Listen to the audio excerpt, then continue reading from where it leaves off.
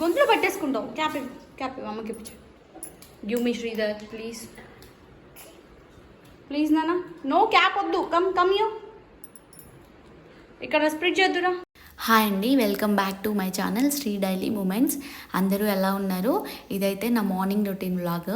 Morning routine పిల్లలు ఉన్న వాళ్ళకి ఆల్మోస్ట్ అందరికీ ఇలానే ఉంటుంది అనుకుంటా. మార్నింగ్ రొటీన్ పొద్దున్నే లేవడము, వాళ్ళకి బ్రేక్ఫాస్ట్ ఫీడ్ చేయడము, నెక్స్ట్ కొద్దిగా హౌస్ వర్క్, లంచ్ ప్రిపేర్ చేసుకోవడము, కొద్దిగా చేంజెస్తో నా డైలీ రొటీన్ అయితే ఇలానే ఉంటుంది. ఏదైనా పర్టికులర్గా బయటికి వెళ్ళాలి, లేకపోతే ఎవరైనా వచ్చారు, మనం ఎక్కడికైనా వెళ్ళాలన్నప్పుడు కొద్దిగా చేంజ్ అవుతూ ఉంటుంది.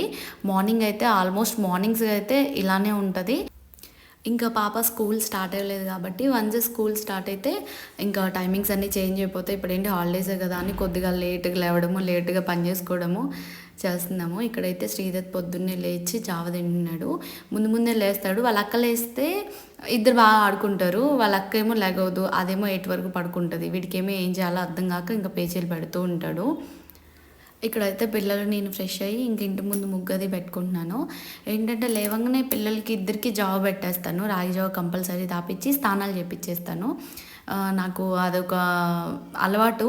ఇంకా లేవగానే జావ పెట్టేసి ఒక మీల్ అయిపోగానే వాళ్ళు శుభ్రంగా స్నానాలు చేసి ఉంటే మంచిగా అనిపిస్తుంది. సగం పని అయిపోయినట్టు అనిపిస్తుంది నాకు. పిల్లలు నేను ఫ్రెష్ అయ్యాము. ఇంకా పూజ చేసుకుందామని పూజ సామాన్లని కడుక్కుంటున్నాను. ఇప్పుడే టైం అయింది 10:30 అవుతుంది దాదాపుగా. ఏంటంటే పూజ పొద్దున్నే చేయాలి, 6 లోపల చేయాలి, 7 లోపల చేయాలి అంటారు. బట్ నాకు పిల్లలతో కుదరదు. నాకు ఎప్పుడు తిరిగితే అప్పుడు, నా పని ఎప్పుడైతే అప్పుడు 12 లోపల దీపారాధన చేయడానికి ట్రై చేస్తాను.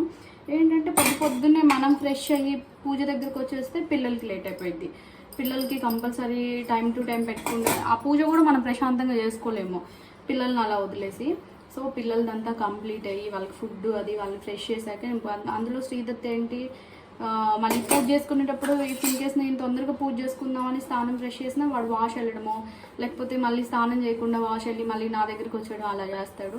ఇంక ఇదంతా ఎందుకని వాళ్ళు ఫ్రెష్ అయ్యాక వాళ్ళ పనులన్నీ అయ్యాకే పూజ చేసుకుంటా డైలీ 12 లోపల ఇంకా పని కాలేదు అనుకుంటే ఈవినింగ్ దీపారాధన చేసుకుంటాను. ఉన్న ఆ 24 అవర్స్లో ఒక 20 మినిట్స్ అయినా స్వామి దగ్గర ఉండొచ్చు. మ్యాక్సిమం రోజు చేయడానికి ట్రై చేస్తా. ఇంకా కుదిరిన రోజు వదిలేసి వేస్తాను. ముందు వాళ్ళకి టిఫిన్ ఇచ్చి పూజ దగ్గర కూర్చుంటా. వాళ్ళు తింటూ ఉంటారు. ఏంటి పొద్దున్నే జాబ్ పెడతాను కాబట్టి అంత టిఫిన్ చేయలేదు, టిఫిన్ లేట్ అయిపోయిద్ది అన్న బాధ ఉండదు. పొద్దున్నే ఇద్దరికి జాబ్ పెట్టేసా. ఈరోజు కూడా జావ చాలాసేపు కడుపులో మంచిగా టమ్మీ ఫుల్గా ఉంటుంది. ఇప్పుడు 10కి ఇప్పుడు హాలిడేస్ కాబట్టి పాపకు కూడా డైలీ జాబ్ పెట్టేస్తున్నా. 10-10:30కి అలా ఇద్దరు టిఫిన్ చేసేస్తారు. ఇంకా ఆఫ్టర్నూన్ మళ్ళీ 1కి లంచ్. కరెక్ట్గా టైమింగ్ సెట్ అయిపో. బెల్లం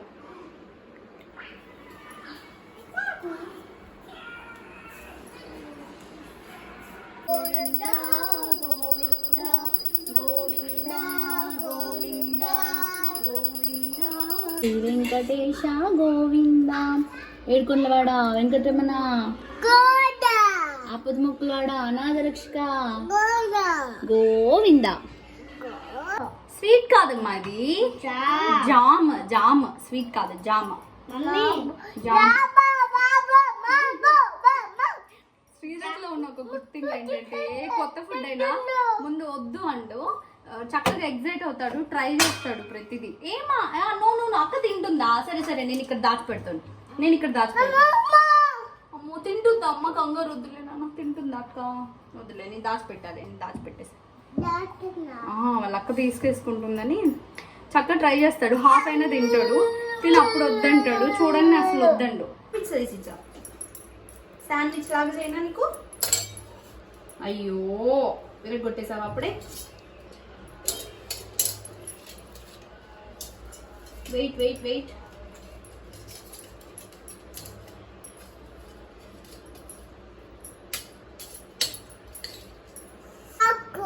ఇంకా నీకే తీసుకెళ్ళిపో. ఇంకా you may go now. Okay go. Sweet చైర్లో కూర్చోవాలి. ఇగో కన్నా తీసుకో.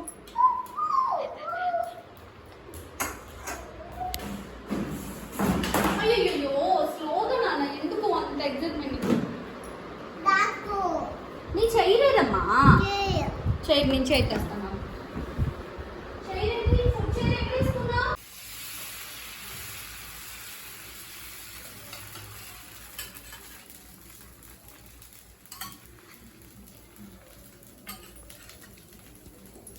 అయిపోయింది పిల్లల టిఫిన్. నాకేమో దోశ వేసుకున్నా, ఆకలి అవుతుంది, ఇప్పటికే లేట్ అయింది. వీళ్ళకి కూడా దోశ వేస్తానంటే నిన్న దోశ ఇవాళ దోశ, ఇంకా తినమంటే బ్రెడ్ చేసి ఇవ్వమంటే పాప బ్రెడ్ చేసి ఇచ్చాను. వాళ్ళ అక్క ఏది తింటే ఆయనకు కూడా ఆబ్వియస్గా కావాలి, సో వాడికి కూడా బ్రెడ్ వేసి ఇచ్చా.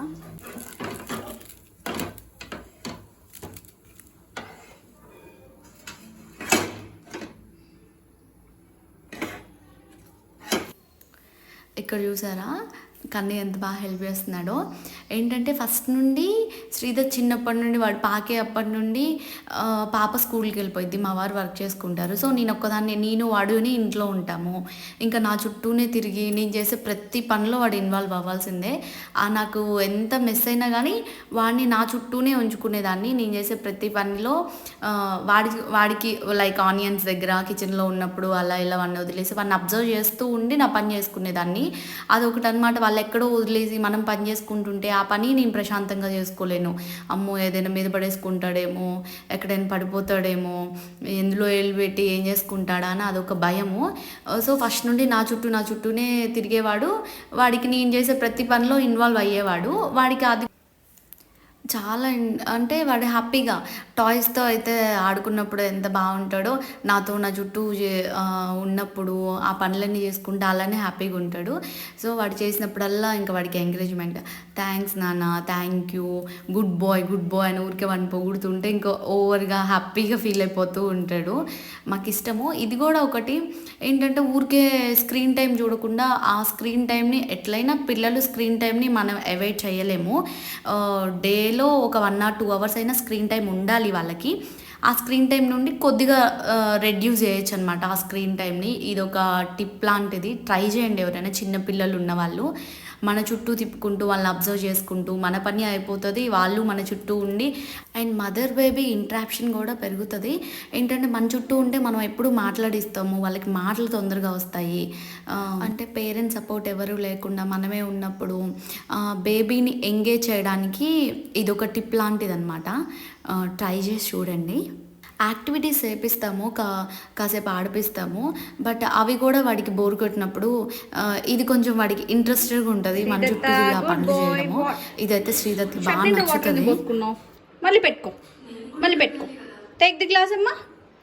దొంగ పిల్లి వచ్చేసింది. తాగు, పాలు తాగు. పాలు అమ్మో, కాళ్ళు కూడా స్టైల్ మళ్ళీ నీకు. పాలు తాగుతున్నావు. ఎవరమ్మా? సరే, బ్రెడ్ తినలేదా, అందుకే పాలు తాగేసి.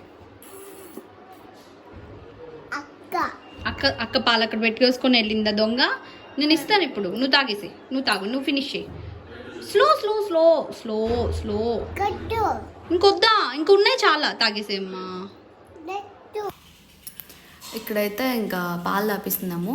మార్నింగ్ ఈవినింగ్ పాప స్కూల్కి వెళ్తే ఈవినింగ్ ఒక్క పూటే తాగుతుంది, బట్ ఇప్పుడు ఇంటి దగ్గర ఉంది. మార్నింగ్ ఈవినింగ్ తాపిస్తాను దానికి కూడా. కంపల్సరీ శ్రీదత్కి మాత్రం 2 పూట్ల పాలు పట్టిస్తాను. వాడికి బ్రెస్ట్ ఫీడింగ్ ఆపేసినప్పటి నుండి ఇంకా 2 పూట్ల మార్నింగ్ ఈవినింగ్.